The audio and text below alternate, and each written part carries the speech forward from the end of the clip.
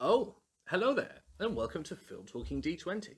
So, today's video, we're diving back into the twisted and crunchy world of 5e versus 2e. That's right, we're continuing the epic saga of numbers and letters versus numbers and letters. Ooh. Now, quick shout out, first of all, to Paizo. Thank you very much for making me a member of your wonderful official kind of creatory, YouTubery, streamery type Discord channel where I get to hang out with lots of far more talented and popular people than me. I have noticed people like No Nat Ones, the guys from Knights of Last Call are on there. Quick shout out to those guys. My video today is covering social interactions and how 5e and 2e advise you on running them and how they should kind of be formed in your games based on the 2e core rulebook advice and the 5e Dungeon Masters advice in the books as they are written. Because I always like to go back to the facts. But the guys over at Knights of Last Call did a very enjoyable video, again on a similar topic, talking about whether social skills impact on role-playing and kind of bog down social interaction at the table. Very good video, well worth a watch. I very much enjoyed it. Slightly frustrating because they got theirs out before me, and I've been planning this for a little while, having to kind of reread the 5e rulebook advice as well as the 2e rulebook advice to make sure I'm not talking nonsense. So, without further ado, after those shout-outs to my fellow YouTubers and also bigging up Paizo for recognising me as someone who does 2e content, which is always nice, I'd like to jump into the video. So, we're starting with 5e. Dun dun dun. Now, 5e jumps straight in with a title called Social Interaction. Ooh. During a social interaction, the adventurers usually have a goal. They want to extract information, secure aid, win someone's trust, escape punishment, murder hobos, you know who you are. Avoid combat, never happened. But it's nice of them to pretend. Negotiate a treaty or achieve whatever other objective led to the interaction in the first place, such as, please pray tell, can you give me directions to the nearest pub or tavern? The creatures they interact with also have agendas. Now that's an interesting little point there, isn't it? Remember, DMs and GMs, your monsters are supposed to have something about them in the world. And I quite like that little caveat's in there. Some DMs prefer to run a social interaction as a free-form role-playing exercise, where dice rarely come into play.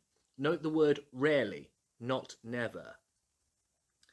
But again, that's perfectly adequate advice for a lot of the simpler, smaller role-play stuff that happens at your table. So, you know, props to them for that. Other DMs prefer to resolve the outcome of an interaction by having characters make charisma checks, which is exactly the same as the previous sentence, because that is also what you would do if you were rolling some dice. Maybe those DMs roll charisma checks for every word you say. I'm not sure the difference. Note that they only mention charisma checks, which is disappointing. I'm sure there must be some skills in 5e. I haven't found any. That's a joke, I'm being flippant. But obviously here that's what they're chatting about. And that's what they seem happy to advise. Either approach works, and most games fall somewhere in between, balancing player skill, role-playing and persuading, in brackets, because why, with character skill reflected by ability checks. This is the first knockdown, drag-out why in the 5e rulebook. First thing to notice is that initial paragraph, let's be honest with you, is a bit wishy-washy and fairly uncommitted. Why it's, well, it's just is, isn't it? It's a bit wishy-washy and a bit uncommitted. However, why are you letting someone who is very good at role-playing run roughshod over a rule system? If I was a HEMA instructor and an expert in medieval martial arts, I don't think I'd be able to persuade many GMs that if I got up and got a training sword out and did a series of deft parries and thrusts and leaping, kind of tumbling attacks, that they would allow me to critically hit a monster without rolling a dice. Likewise, if I was having to use acrobatics to tumble past an opponent, and I was an Olympian gymnast, and I started doing all sorts of somersaults and flips around the room, perhaps knocking over chairs and tables as I went, causing general kind of carnage with my barrel rolling, back flipping, pirouetting and tumbling. Again, I don't think there'd be many GMs out there saying, oh, well done, you clearly don't need to roll an acrobatics check and you can quite happily go about your business and not worry about attacks of opportunity. No. At any other point in the game, for anything you do, you're expected to roll a dice. And that is not unreasonable. So why have they literally just cavied out and let high charisma, overconfident, normally slightly annoying amdrammers run roughshod over players who might not be as comfortable putting on silly voices and doing impressions of their character to persuade people that they are the character they are claiming to be? It's a bit of a nonsense, really. I'm not really... You know, they had me for a while, and then they lost me. But be that as it may, we move on to their next paragraph, an important paragraph. They have a lot of work to do. Now, resolving interactions. The Player's Handbook provides guidelines for balancing role-playing and ability checks in social interactions. See Chapter 8, Adventuring. In that book, this section adds to that material by providing a structured way to resolve a social interaction. Much of the structure will be invisible to your players in play and isn't meant to be substitute for role-playing. The starting attitude. So, what do they have to say about this? Choosing the starting attitude of a creature that the adventurers are interacting with, friendly, indifferent, or hostile. A friendly creature wants to help the adventurers, imagine that, and wishes for them to succeed. For tasks or actions that require no particular risk, effort, or cost, friendly creatures usually help without question. If an element of personal risk is involved, a successful charisma check might be required to convince a friendly creature to take a risk. An indifferent creature might help or hinder the party depending on what the creature sees as most beneficial. A creature's indifference doesn't necessarily make it standoffish or disinterested. Indifferent creatures might be polite and genial, surly and irritable, or anything in between. A successful charisma check is necessary when the adventurers try to persuade an indifferent creature to do something. Charisma checks. They're still not talking about skills. Why are we not using our ability to be use diplomacy or other skills that might be relevant, or intimidate? I mean, that's what social interaction skills are for. So again, slightly confused, but ever is the case when I read the official 5e rules. A hostile creature opposes the adventurers because he's hostile. It doesn't say because he's hostile, I'm just being flippant. And their goals, but doesn't necessarily attack them on sight. Good to know. For example, a condescending noble might see a group of upstart adventurers fail so as to keep them from becoming rivals for the king's attention, thwarting them with slander and scheming rather than direct threats and violence. The adventurers need to succeed one or more challenging charisma checks to convince a hostile creature to do anything on their behalf. That said, a hostile creature might be so ill-disposed toward the party that no charisma check can improve its attitude, in which case any attempt to sway it through diplomacy fails automatically. I would assume that many millions of GMs out there only use hostile. No, you can't convince them to help you. These are not the droids you're looking for. We move on to section number 2. Conversation. Play out the conversation. Let the adventurers make their points, trying to frame their statements in terms that are meaningful to the creature they are interacting with. Changing attitude.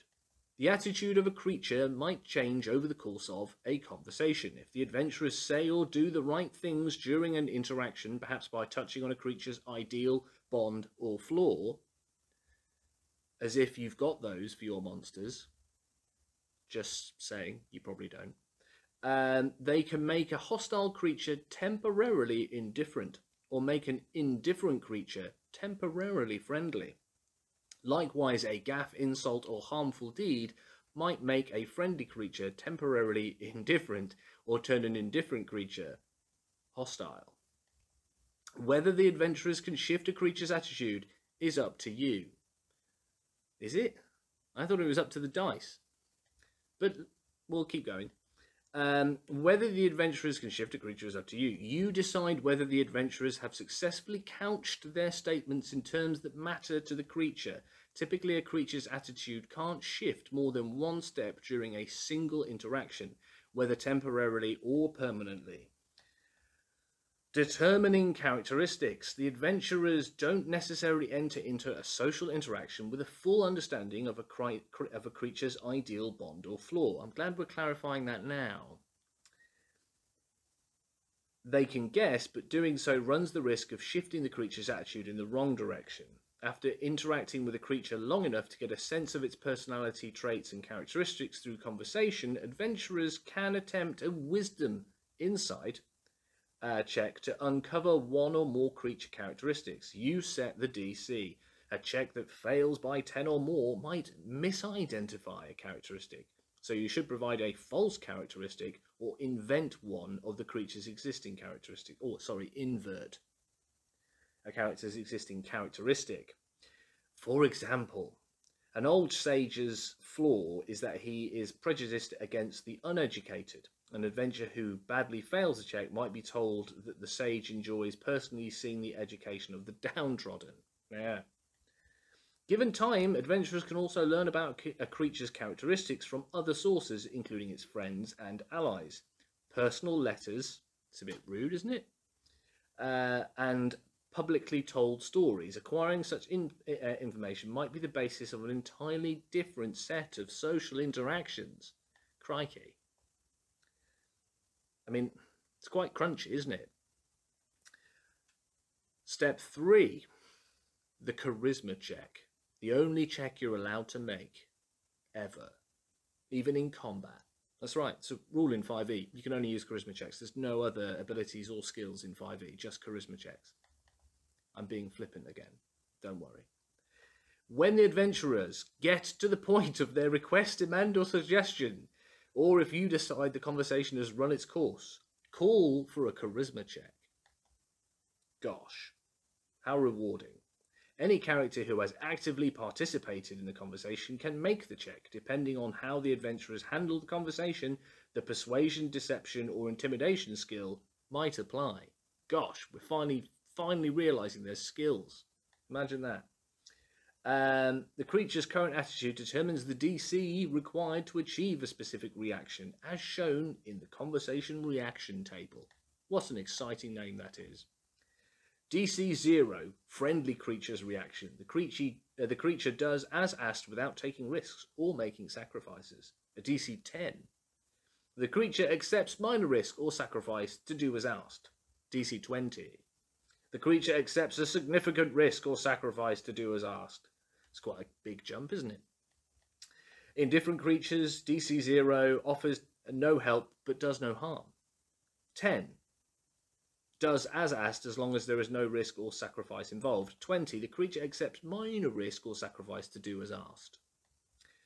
Hostile creatures. The creature opposes the adventurer's actions and might take risks to do so, so it could become violent or active against them as an opponent.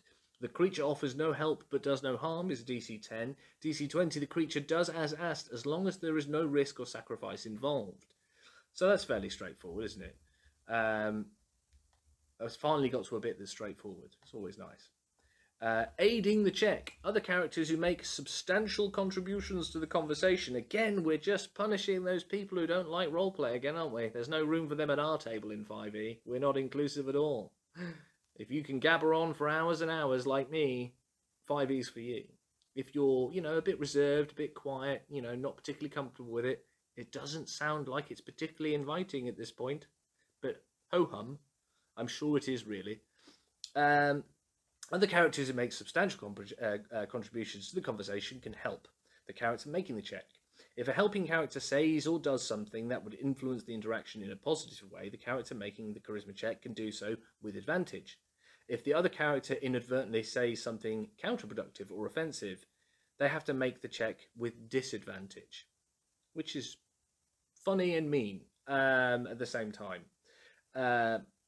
Multiple checks. Certain situations might call for more than one check, particularly if the adventurers come into the interaction with multiple goals. Stage 4 is simply entitled Repeat. Once a charisma check has been made, further attempts to influence the target of the interaction might be fruitless or run the risk of upsetting or angering the subject creature, potentially shifting its attitude towards hostility. Use your best judgment. For example, if the party's rogue says something that pushes a noble's attitude toward the party from indifferent to hostile, another character might be able to diffuse the noble's hostility with clever role-playing and a successful charisma persuasion check. It sounds like you're sitting on a time bomb where the guy sat next to you, who's a bit of a git at the table, can blurt something out as a joke and leave the GM to horrifyingly punish you as a party. So make sure you're careful with your role-playing. Now we move on to role-playing in 5e. For some DMs, role-playing comes naturally. If it doesn't come naturally for you, don't worry. The main thing is for you to have fun portraying your NPCs and monsters and to amuse your players in the process. You don't need to be a practiced thespian or comedian to create drama or humour. The key is to pay attention to the story elements and characterizations that make your players laugh or feel emotionally engaged and incorporate those things into your role-playing. And then we move on to a section called Being the NPC. That was me being a thespian. Imagine how a character or monster you bring to life would react to the adventurers. Consider what it cares about. Does it have any ideals, flaws, or bonds? By working such things into your portrayal, you not only make the character or monster more believable, but you also enhance the sense that the adventurers are in a living world. So that's some good advice. I can agree with them on that. I think doing your utmost, however limited you might be in your confidence or your ability, to try and give the feeling of a world that's kind of evolving and living and breathing around your party is just some damn good advice. Strive for responses and actions that introduce twists into the game. For example, an old woman whose family was killed at the hands of an evil wizard might regard the party's wizard with grave suspicion. However, you role-play a character or monster, the classic advice for writers holds true. Show, don't tell. For example, rather than describe an NPC as shallow and self-centered, have the individual act the way you would expect a shallow, self-centered person to behave. The NPC might have off-the-cuff answers for everything, an over-willingness to share personal anecdotes, and a desperate need to make himself or herself the subject of every conversation. Okay, so we move into some slightly cringy advice. Using your voice. Most of what you say during a session will be at a consistent level. For dramatic effect, be ready to shout out a battle cry or speak in conspiratorial whispers. Also, a characters and monsters with distinctive voices are memorable. If you're not a natural mimic or actor, borrowing distinctive speech patterns from real life, the movies or television, is a good place to start. Practice different voices and impersonations of famous people, then use those voices to bring your NPCs to life. It's quite demanding, really, isn't it? I mean, I can do all that really easily, but it's not a requirement to sit down and play a role-playing game. And there's loads of people that aren't comfortable and can't do that. But again, we're back to this kind of like, no, you have to do the silly voices to play 5e. It's the law. It's very odd. It's very odd. It seems a bit heavy-handed and a bit too kind of get in our box. So yeah, it strikes me as a bit odd. It should be much more loosely worded, and if you'd like to, perhaps try doing this, you know, to develop those kind of skills. But it seems to be quite kind of like, really, you should be doing this, which is a shame, really. And again, there's no advice about knowing your audience. It's all well and good sitting at a table with a group of friends that you know very well and knowing that you can get away with swearing very loudly, suddenly, as an NPC kind of character. But if you're sat in a hobby store with a group of complete strangers and your NPC stands up and starts mouthing off profanities at people you just don't know, you're probably going to look a bit of a jerk.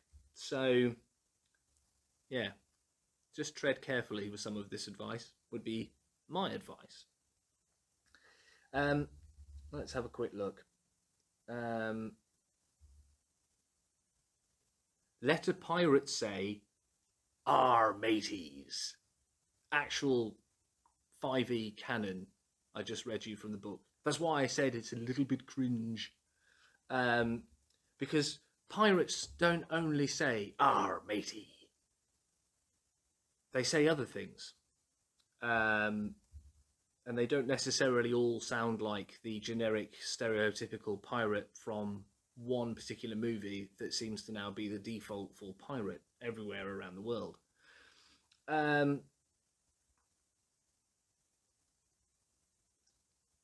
Experiment with different speech patterns. For instance, a barmaid and a city magistrate probably use their words differently. Similarly, peasants could speak in earthly dialects, while rich folk talk in haughty drawls. Let intelligent monsters unfamiliar with common stumble along with awkward grammar. Let drunkards and monsters mutter with slurred speech, while lizard folk hiss their threats. In any interaction with multiple NPCs, make sure the adventurers remain the focus. Have the NPCs talk to them, not so much to each other. If possible, let one NPC do most of the talking. But if multiple NPCs need to talk, give them distinct voices so the player knows who's who. Again, we're back to this. If you can't do silly voices, you can't play our game, which is really bad advice. Awful advice, and really, really, really, really unfair on anyone who sat and read this book and went, "I can't do silly voices. That's me out. Never going to be a GM." It's awful. What were they thinking? Using your face and your arms. Yeah, that's actually the title of the next section. Genuinely, actually is. Use your facial expressions to help a character's emotion. Scowl. Smile. Grin. Snarl. And pout. There we go. Cross your eyes. I'm just doing their acting class, by the way. This genuinely is what's in the book, which I find quite amusing. Do whatever it takes to make the character or monster memorable to the players. So remember, when you're playing that rather big, surly Orc War Chief, make sure you pout a lot. I am Orc Chief Ungrok, the deathly killer of men.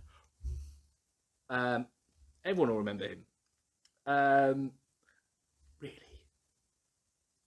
Though you don't need to stand up and out of your chair, you can use your arms to bring even more life to an NPC. So just do this constantly as a GM in 5e. It's very silly advice. Oh, well, I'm a scary ghost. What else could you do? You could go, "Oh, I'm a mighty orc warrior." That would work. A noble could chop the air with one hand while speaking in a deadpan monotone.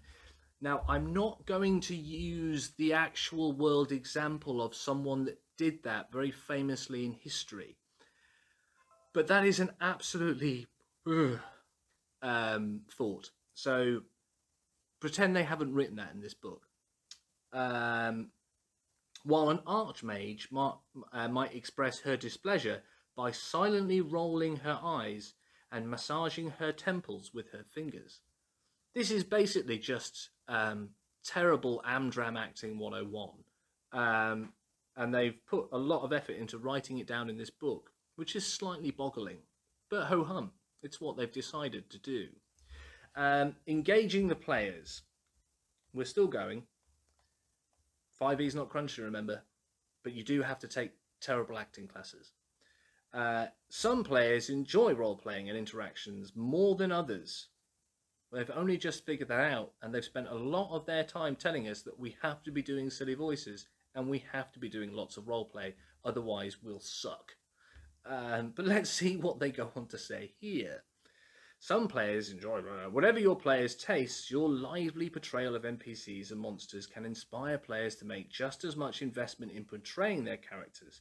This makes social interactions an opportunity for everyone to become more immersed in the game, creating a story whose protagonists have depth.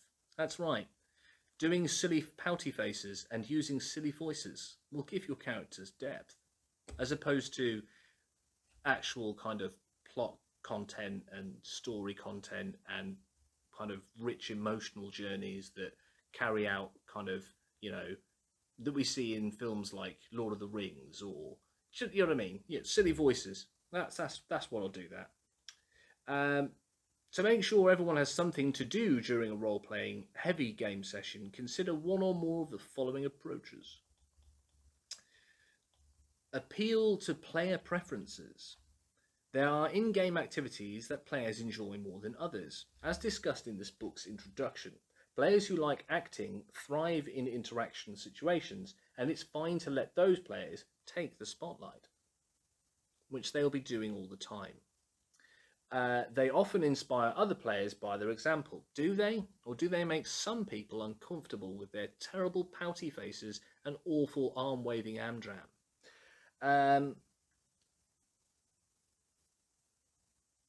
But make sure those players have the opportunity to join in the fun. Good.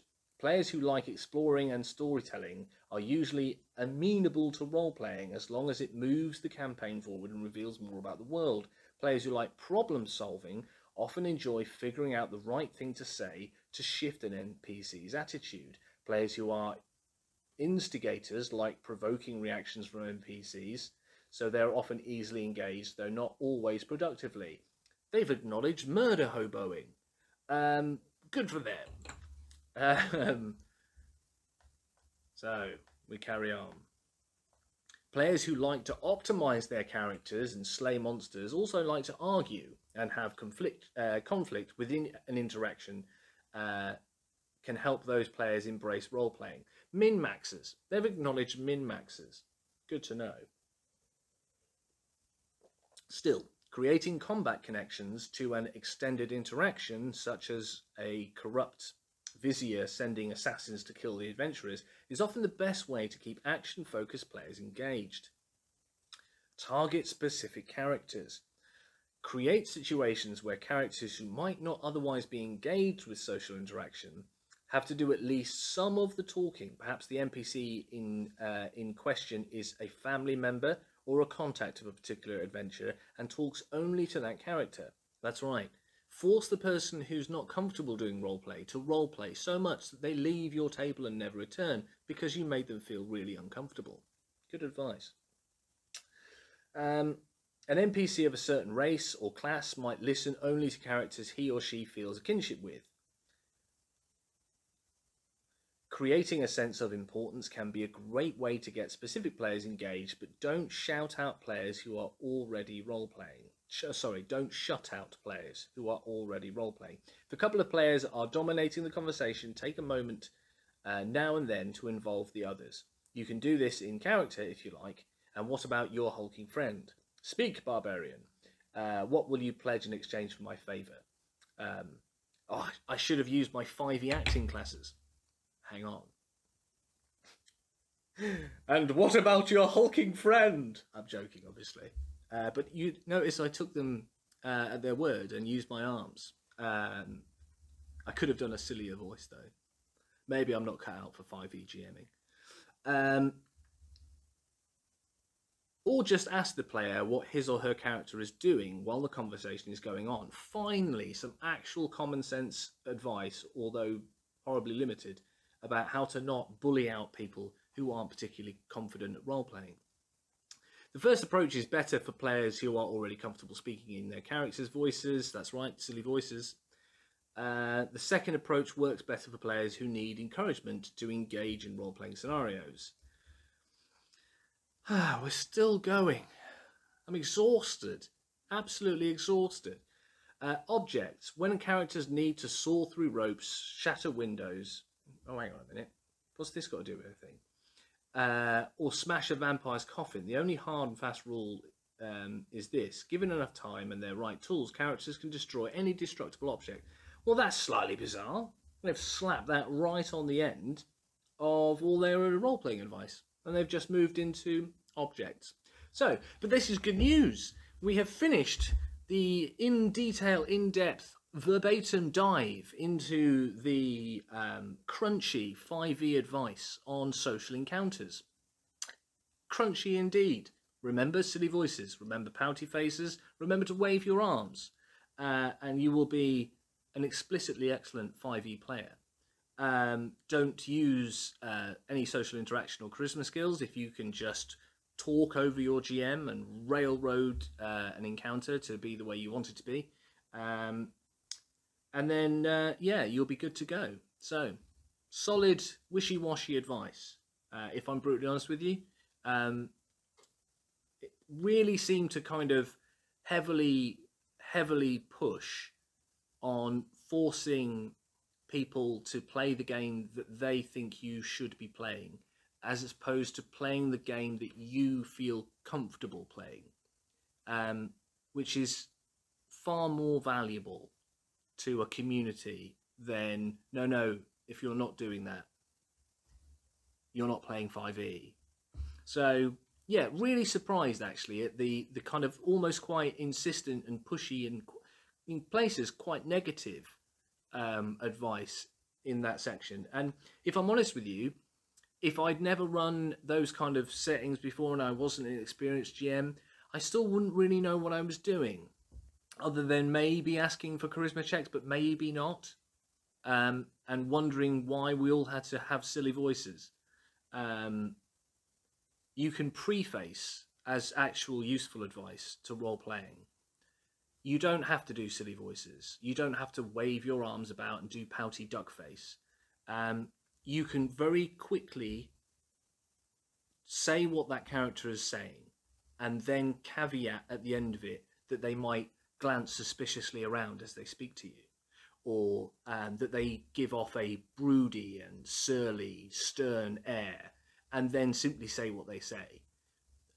That is just as useful to players as waving your arms around and doing silly faces and doing a silly voice, which you could really easily misinterpret, especially if you're not like a trained actor.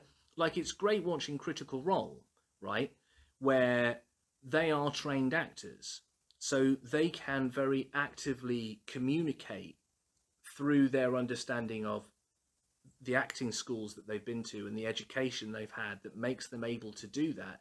They can very quickly portray an emotion or an experience with those acting skills.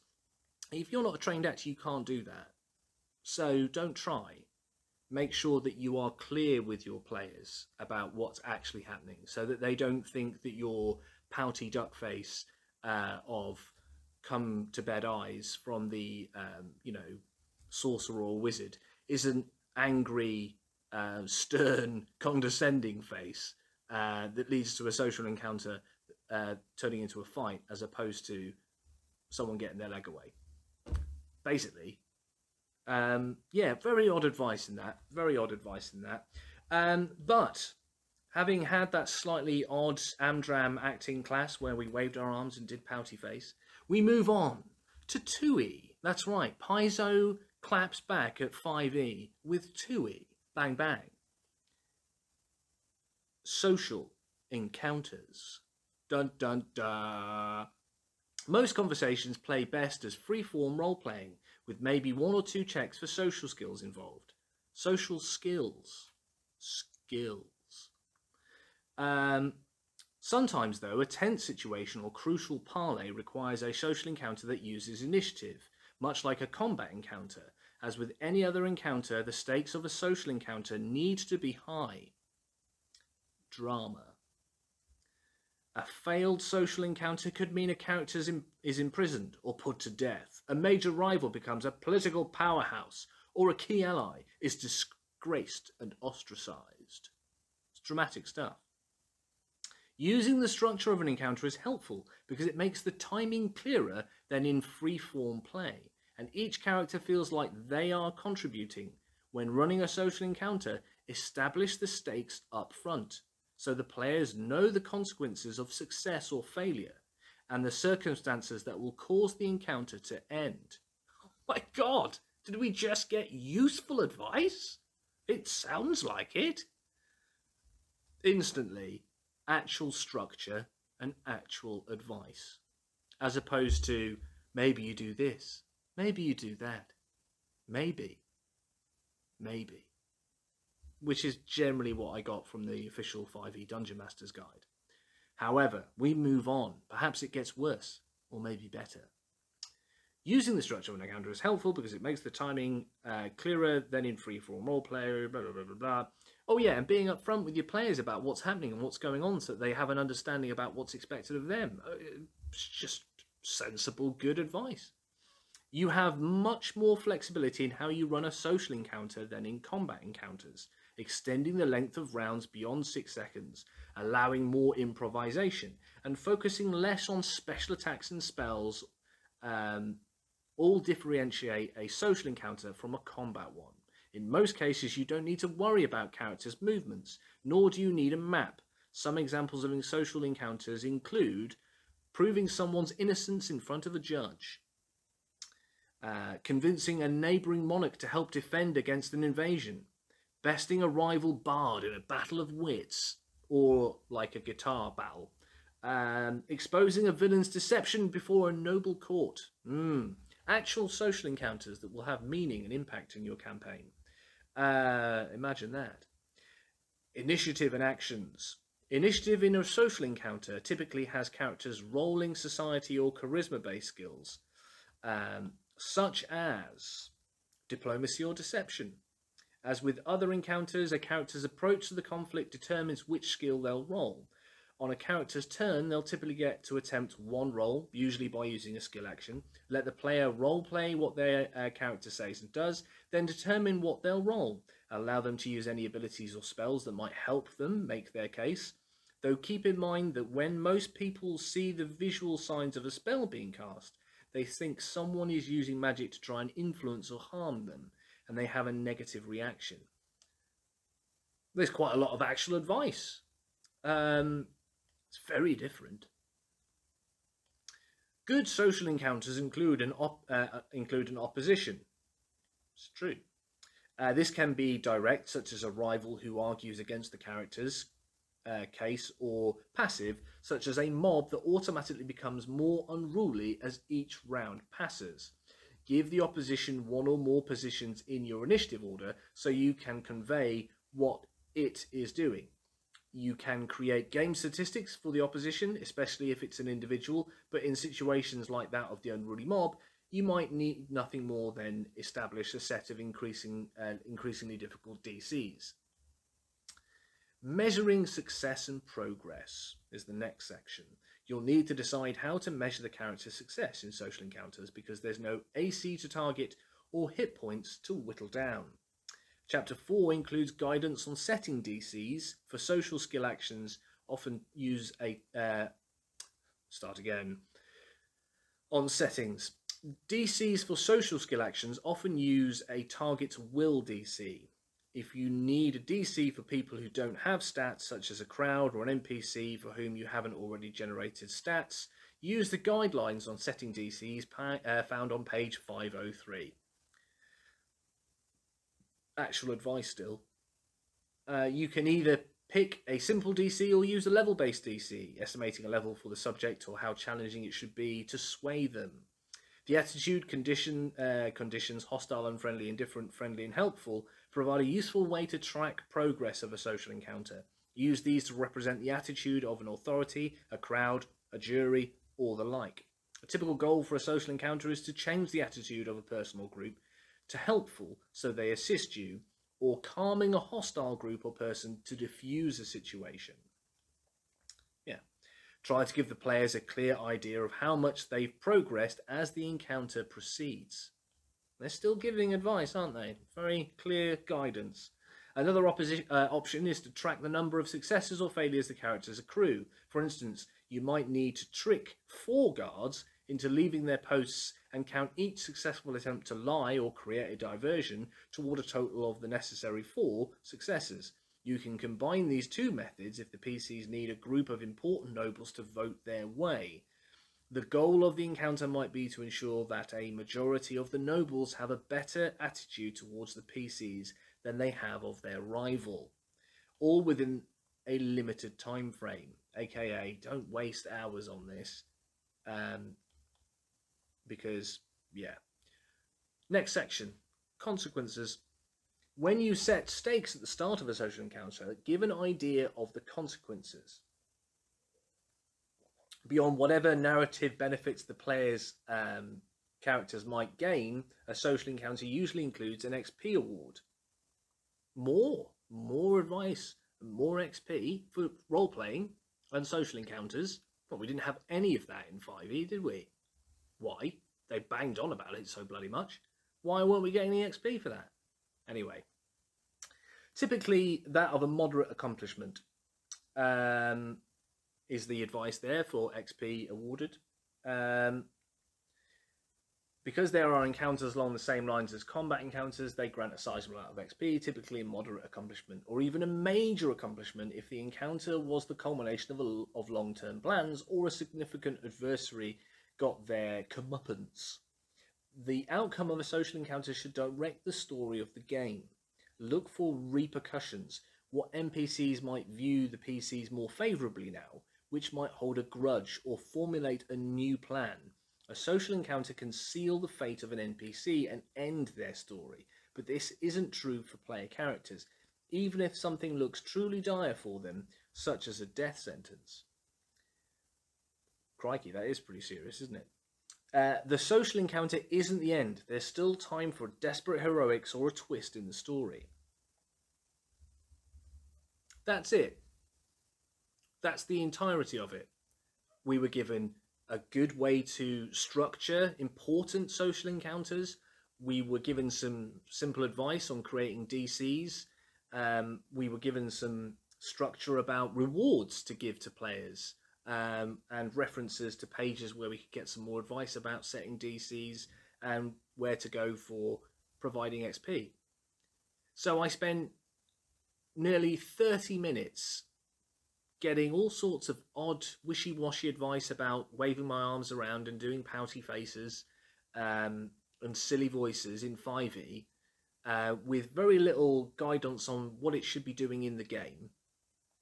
And in Pathfinder 2e, it was quite a lot shorter, quite a lot less crunchy, quite a lot more practical in its application at the table.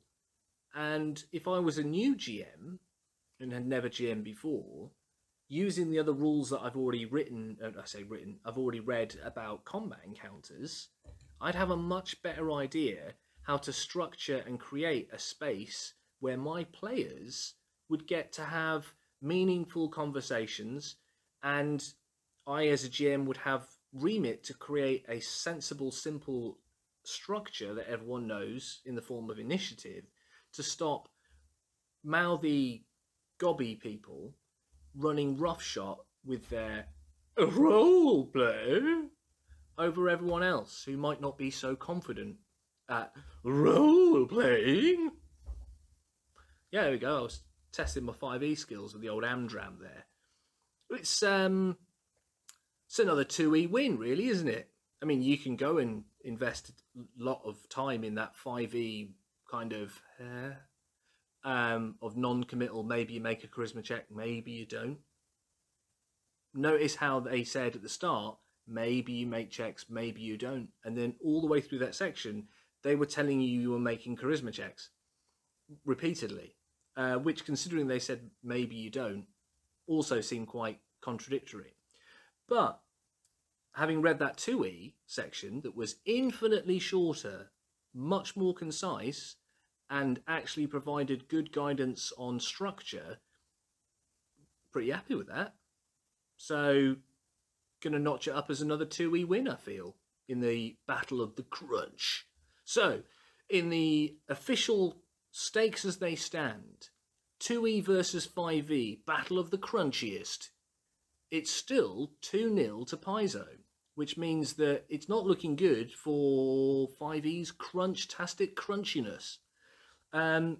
Yeah, I expected more from 5E in that department, to be honest with you. I feel they got a tad lost with some of their advice, and they became a tad uninclusive in their advice. And there was one little bit where they gave some particular advice based on a haughty noble with some arm waving that was slightly chilling. Watch some history documentaries, see if you notice anyone in particular that does that. Yeah, so that's it. 2E bashes it over the head with a club. It's less crunchy when it comes to role-playing. And can you role-play? And can you use social skills and interactions during those role-playing sessions? Yes, they actively encourage it. So I'm going to sign off. Peace out. Stay safe. Stay well. And I look forward to seeing you all again for round 3 of 5E versus 2E. Battle of the Crunchiest. Dun dun dun dun dun. Peace.